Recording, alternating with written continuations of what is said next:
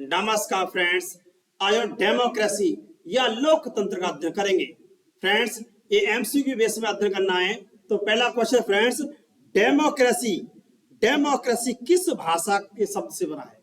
जो democracy word है वह किस भाषा का शब्द है फ्रेंड्स? तो डेमोक्रेसी शब्द है फ्रेंड्स ग्रीक या यूनानी भाषा का शब्द है। डेमोक्रेसी अर्थात लोकतंत्र एक ग्रीक यूनानी भाषा का शब्द है जिसका अर्थ होता है लोगों का शासन।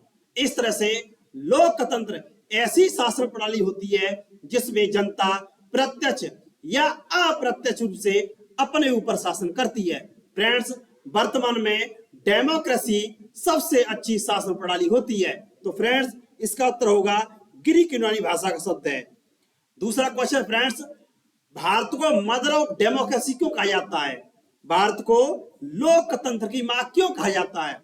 तो मित्रों, देखा जाए प्राचीन काल में भारत के वैशाली में लोकतंत्र प्रचलित था, इसलिए भारत को मदर ऑफ डेमोक्रेसी कहा जाता है।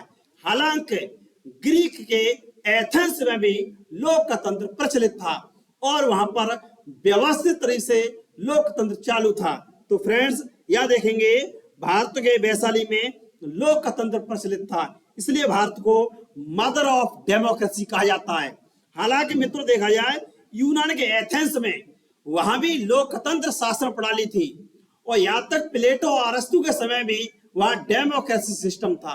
इसलिए प्लेटो और अरस्तु के द्वारा वहां के लोकतंत्र की आलोचना करते हुए इसे भीड़ तंत्र और मूर्ख तंत्र भी कहा गया था। लेकिन मित्रों, देखा जाए तो भारत के वैशाली में लोकतंत्र प्रचलित था और इसलिए भारत को मदर ऑफ डेमोक्रेसी अर्थात लोकतंत्र की मां कहा जाता है। तो फ्रेंड्स, अगला क्वेश्चन देखेंगे। क्वेश्चन तीन है अगला, प्रत्यक्ष लोकतंत्र किस देश में प्रचलित है? लोकतंत्र के मुख्यतः दो रूप होते हैं, एक डायरेक्ट डेमोक्रेसी, एक इनडायरेक्ट डेमोक्रेसी। मित्रों, डायरेक्ट डेमोक्रेसी अर्थात प्रत्यक्ष लोकतंत्र एक अच्छा लोकतंत्र माना जाता है, लेकिन वर्तमान में इतनी जटिलता है, बड़े राष्ट्र हैं, इसलिए अप्रत्यक्ष लोकतंत्र ही प्रचलित है। लेकिन स्विट्जरलैंड वहां के प्रांत होते हैं जिनको कैंटर कहा जाता है। फ्रेंड्स, वहां के कुछ राज्यों में आज भी डायरेक्ट डेमोक्रेसी या प्रत्यक्ष लोकतंत्र प्रचलित है। इस तरह देखा जाए फ्रेंड्स, तो वर्तमान में स्विट्जरलैंड में डायरेक्ट डेमोक्रेसी पाई जाती है। लेकिन मित्रों, देखा जाए तो यूएसए में अप्रत्यक्ष लोकतंत्र है। भारत में यहाँ भी अप्रत्यक्ष लोकतंत्र है, ब्रिटेन में भी अप्रत्यक्ष लोकतंत्र है। लेकिन मित्रों, प्रत्यक्ष लोकतंत्र या डायरेक्ट डेमोक्रेसी स्विट्जरलैंड देश में पाई जाती है। फ्रेंड्स, अगला क्वेश्चन है, प्रत्यक्ष लोकतंत्र के कौन कौन से साधन हैं? जो डायरेक्ट डेमोक्रेसी है, उस डायरेक्ट डेमोक्रेसी के कौन कौन से टूल्स हैं? तो फ्रेंड्स, डायरेक्ट डेमोक्रेसी में जनता प्रत्यक्ष रूप से भागीदारी करती है। इसके रूप में जनमत संग्रह क्या होता है मित्रों? रेफरेंडम या जनमत संग्रह प्रक्रिया यह प्रत्यक्ष लोकतंत्र पाई जाती है।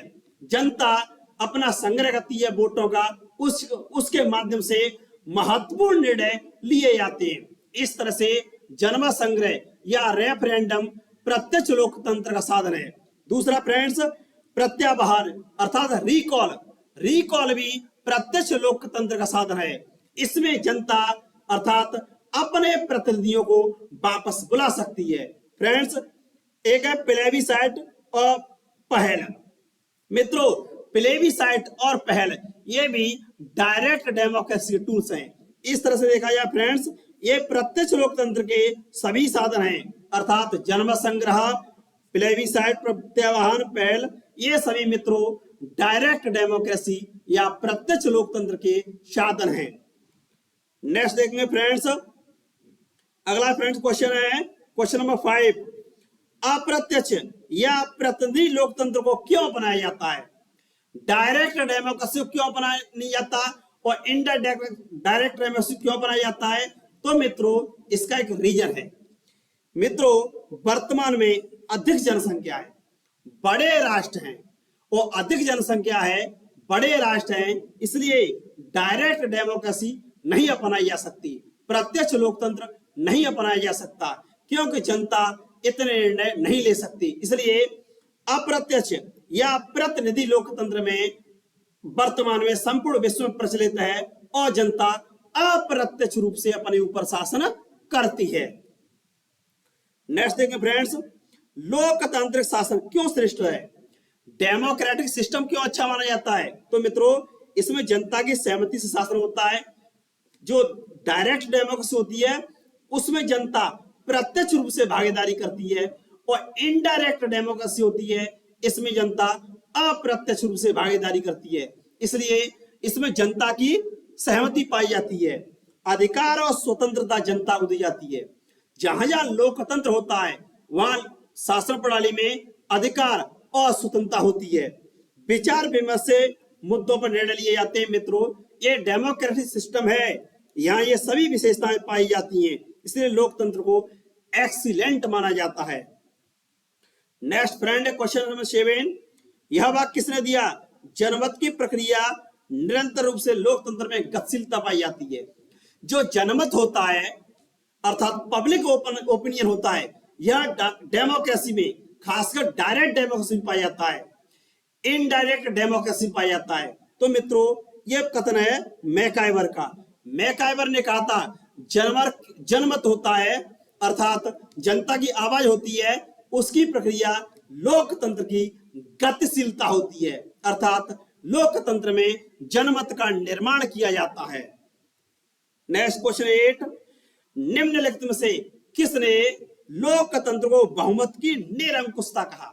मित्रों, लोकतंत्र में बहुमत हावी होता है, अर्थात जिसको मेजॉरिटी मिल जाती है वह अपन निर्णय लागू करवा लेता है, इसलिए से टॉकविले कहते हैं कि ये बहुमत की निरंकुशता है। टॉकविले क्या कहते हैं? लोकतंत्र बहुमत की निरंकुशता है। नेक्स्ट देखेंगे फ्रेंड्स, क्वेश्चन 9, लोकतंत्र शासन का विकृत रूप है, ये किसने कहा? तो मित्रों, ये कहा है अरस्तु ने। अरस्तु ने शासन प्रणाली के 6 रूप बताए थे, उसमें से 3 रूप थे वो अच्छे थे और 3 रूप से वह विकृत थे। तो लोकतंत्र था उसको पॉलिटी का विकृत रूप माना था। फ्रेंड्स, अरस्तु के द्वारा लोकतंत्र को, डेमोक्रेसी को पॉलिटी शासन का विकृत रूप माना था। इसने माना था कि शासन के 6 रूप होते हैं, जिसमें से पॉलिटी का शासन सबसे अच्छा होता है, और लोकतंत्र को भीड़ तंत्र तथा मूर्ख तंत्र कहा था। नेक्स्ट क्वेश्चन 10, पॉलिटी या संवैधानिक जनतंत्र। पॉलिटी कहीं अधिक स्थायी व्यवस्था है जिसमें क्रांति की संभावना कम पाई जाती है। तो मित्रों, क्रांति कम हो सकती है, तो इसमें किसमें क्रांति संभावना कम होती है? ये कहते हैं अरस्तु। तो ये अरस्तु का विचार है फ्रेंड्स। अरस्तु कहते हैं जो पॉलिटी का शासन होता है, पॉलिटी का शासन क्या होता है मित्रों? इसमें क्रांति की संभावना कम होती है, क्योंकि इसमें लोकतंत्र के भी कुछ गुण पाए जाते हैं। हालांकि लोकतंत्र या डेमोक्रेसी ये पॉलिटी का ही विकृत रूप है। क्वेश्चन 11, 20वीं शताब्दी के 7वें दशक में पूर्वार्ध में किसने प्रजातंत्र के लिए नागरिक नामक आंदोलन चलाया था? तो मित्रों, भारत में डेमोक्रेसी के लिए आंदोलन चलाया गया था जयप्रकाश नारायण के द्वारा। जयप्रकाश नारायण के द्वारा इमरजेंसी के समय आंदोलन चलाया गया था। नेक्स्ट फ्रेंड्स, क्वेश्चन 12 है, लोकतंत्र का अर्थ है सहिष्णुता। ये किसने कहा? Democracy is tolerancy. वह केवल उन लोगों के प्रति नहीं जिनसे हम सहमत हैं, बल्कि उनके प्रति भी जिनसे हम असहमत हैं। तो फ्रेंड्स, ये कथन है जवाहरलाल नेहरू जी का। नेहरू जी कहते थे डेमोक्रेसी मीन्स टॉलरेंसी, लोकतंत्र का अर्थ है सहिष्णुता। इसमें क्या होता है? विचारों का, मूल्यों का, मान्यताओं का आप दूसरे से सहमत हो सकते हैं या असहमत हो सकते हैं, ऐसा नेहरू जी कहते थे। नेक्स्ट क्वेश्चन, लोकतंत्र में गुटतंत्र का लौह नियम किसने दिया? मित्रों, रॉबर्ट मिशेल ने लोकतंत्र के लिए गुटतंत्र का लौह नियम या अल्पतंत्र का लौह नियम दिया था। नेक्स्ट क्वेश्चन 14, निम्न में से किस विचारक ने प्रत्यक्ष लोकतंत्र के स्थान पर प्रतिनिधि अर्थात इनडायरेक्ट डेमोक्रेसी का समर्थन किया था? तो मित्रों ये है James medicine.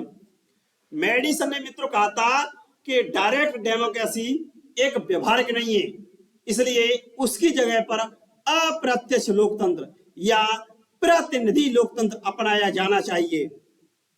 Next question 15 friends, लोकतंत्र ऐसी शासन पद्धति है जिसमें अंतिम सत्ता इनके हाथ में होती है। तो मित्रों डेमोक्रेसी में किसके हाथ में सत्ता होती है? जनता। मित्रों डेमोक्रेसी में जनता के हाथों में सत्ता होती है, क्योंकि यहाँ पर एक व्यक्ति एक वोट और एक मूल्य का सिद्धांत अपनाया जाता है। आपके वोटों के माध्यम से सरकार बनती है और बिगड़ती है। संवैधानिक तरीके से शांतिपूर्ण तरीके से डेमोक्रेसी में सत्ता का हस्तांतरण होता है, इसलिए डेमोक्रेसी सिस्टम को सबसे अच्छा शासन माना जाता है, क्योंकि यहाँ पर शांतिपूर्ण तरीके से वैधानिक तरीके से सत्ता का हस्तांतरण होता है। फ्रेंड्स आज हमने लोकतंत्र से जुड़े 15 क्वेश्चन पढ़े, इसी तरह से हम आगे भी क्वेश्चन लाते रहेंगे। Thanks friends.